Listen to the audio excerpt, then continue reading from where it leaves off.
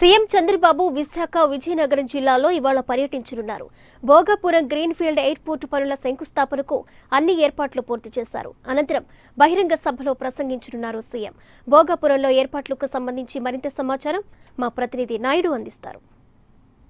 విశాఖ విజయనగరం జిల్లాలో పర్యటనలో భాగంగా పలు అభివృద్ధి కార్యక్రమాలకు శ్రీకారం చుట్టున్నారు.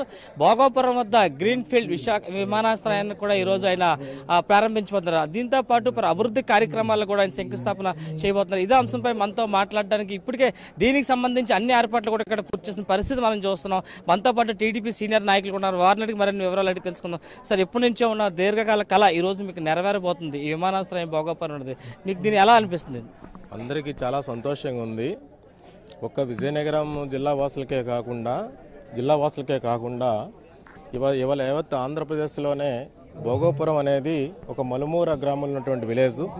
ఆ విలేజ్లో ఇంటర్నేషనల్ ఎయిర్పోర్ట్ అనేది వస్తే రేపు రాబోయే రోజుల్లో మరి దేశాలకు విదేశాలకు తిరగటానికి కానీ అనేక రకాలుగా మరి జిల్లా అభివృద్ధి చెందడానికి కానీ రకరకాలుగా అంటే వలసలు పోయిన వాళ్ళకి కూడా ఇవాళ ట్రైన్లు బస్సులు ఏ విధంగా చేస్తున్నారో ఇవాళ ప్రజలందరూ కూడాను ఫ్లైట్ అని కూడా ఎక్కేసి గమ్యాన్ని చేరుకోవాలి. ఎంత వేగంగా గమ్యాన్ని చేరుకుంటే వారు పనులు చేసుకున్న ఒక ఆలోచనతో ఇవాళ ప్రజలందరూ కూడా ఉన్నారు కనుక దానికి అనుగుణంగా ఈ రాష్ట్ర ముఖ్యమంత్రి గారు చంద్రబాబు నాయుడు గారు మరి ఆ రోజుల్లో కేంద్రంతో పోరాటం చేసి ఇవాళ భోగాపురంలో ఇంటర్నేషనల్ ఎయిర్పోర్ట్ అనేది ఉంటే బాగుంటుంది, సౌలభ్యంగా ఉంటుంది, విశాఖపట్నం ఒకటే సరిపోవటం లేదు కనుక ఇవాళ దానికి ధీటుగా ఇవాళ ఇక్కడ ఫీల్డ్ గ్రీన్ ఎయిర్ సిటీ ఉంటే బాగుంటుందని ఆలోచనతో ఇవాళ రాష్ట్ర ముఖ్యమంత్రి గారు మరి పర్మిషన్ తీసుకొచ్చి ఇవాళ శంకుస్థాపనకు శ్రీకారం చుట్టడం జరుగుతుందని మీ అందరూ తెలియజేస్తా ఉన్నాం.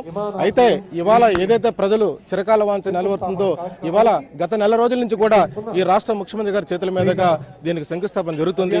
రాబోయే రోజుల్లో మనకి చాలా సౌలభ్యంగా ఉంటుంది, విమాన ప్రయాణం కూడా అందరికీ కూడా సౌలభ్యంగా ఉంటుందని ఆలోచనతో ప్రజలందరూ కూడా ఎదురు చూస్తున్నారు. అటువంటి కళ ఇవాళ నెరవేరుతుందని ప్రజలందరూ కూడా చాలా ఆనందంగా ఉన్నారు. అయితే ఈ ఏర్పాట్లు కూడా చాలా చక్కగా చేయడం జరిగింది. మరి ఇవాళ విజయనగరం ఎంపీ అశోక్ గజపతిరాజు గారు కూడా మరి రాష్ట్ర ముఖ్యమంత్రి గారు చంద్రబాబు నాయుడు గారితో ఇవాళ వస్తున్నారు ఇక్కడికి. వారు కూడా అనేక పరిమితులు తీసుకొని ఇక్కడికి ఎయిర్పోర్ట్ పెట్టడానికి అసలు మూల కారణం ఇవాళ అశోక్ గజపతిరాజు గారిని చెప్పుకోక తప్పదని మీ అందరికీ మనవి చేస్తున్నాం. ఆ రోజు ప్రధానమంత్రి గారితో మాట్లాడి ముఖ్యమంత్రి గారు మరి అశోక్ గారు మాట్లాడి ఇవాళ ఎయిర్పోర్ట్ ఇక్కడికి వస్తే అందరికీ బాగుంటుంది, సౌలభ్యంగా ఉంటుందన్న ఆలోచన ఏదైతే ఉందో దాన్ని ఇవాళ రూపంలో పెట్టడం జరుగుతుందని మేము అందరూ తెలియజేస్తా ఉన్నాం. అంటే దానిలో కూడా ఇవాళ ఈ కార్యక్రమాన్ని పెద్ద ఎత్తున ప్రజలందరూ కూడా స్వచ్ఛందంగా వస్తున్నారు. ఎందుకంటే ఈ రాష్ట్ర ప్రభుత్వం మరి 10,000 రూపాయలు రైతులకు వేయటం కానీ, సుఖీభావ పథకం పెట్టడం కానీ, పెన్షన్లు పెట్టడం కానీ, అలాగనే డ్వాక్రా మహిళలు ఎవరైతే ఉన్నారో వాళ్ళందరూ కూడా స్మార్ట్ ఫోన్లు ఇవ్వడం కానీ, అలాగే వాళ్ళందరూ కూడా 10,000 రూపాయల చెక్కులు వేయడం కానీ ఇవన్నీ కూడా ప్రజలు హర్షించి ఇవాళ బ్రహ్మాండంగా ఈ అభివృద్ధి జరుగుతుంది. ఆ అభివృద్ధిలో భాగంగా ఇవాళ ఎయిర్పోర్ట్ కూడా ఓపెన్ చేసుకుంటే చాలా బాగుంటుందనే ఉద్దేశంతో ఇవాళ ప్రజలు స్వచ్ఛందంగా వచ్చిన పరిస్థితి ఉందని మేము తెలియజేస్తాం. పార్కులకు సంబంధించి చందన ఫుడ్ పార్క్ కానీ, పతాంజలి ఫుడ్ పార్క్ కానీ ప్రారంభిస్తున్నారు. దీంట్లో స్థానికులకు కానీ గ్రామీణ ప్రజలకు కానీ ఏమైనా ఉపయోగం ఉందంటారు? దానివల్ల చాలా బాగుందండి. దానికి కూడా ఎందుకంటే ఉపయోగం ఉందంటే ఇన్నాళ్ళు కొన్ని ఇబ్బందులు ఉండేవి. ఆ ఇబ్బంది తొలగించడానికి ఇది మంచి ప్లాట్ఫామ్ అని ఇవాళ ప్రజలందరూ కూడా భావిస్తూ ఉన్నారు. దానిలో భాగంగానే ఇవాళ సీఎం గారు ఇవాళ ఇక్కడ శంకుస్థాపన కాకుండా ఇవాళ కాన్స్టిట్యున్సీ గజపతినగర్లో ఒకటి ఉంది, విజయనగరంలో కూడా వైద్య కళాశాల ఒకటి ఉంది, అలాగే విశాఖపట్నంలో కూడా ఇవాళ ఒక డ్యామ్ కూడా ఒకటి ఉంది.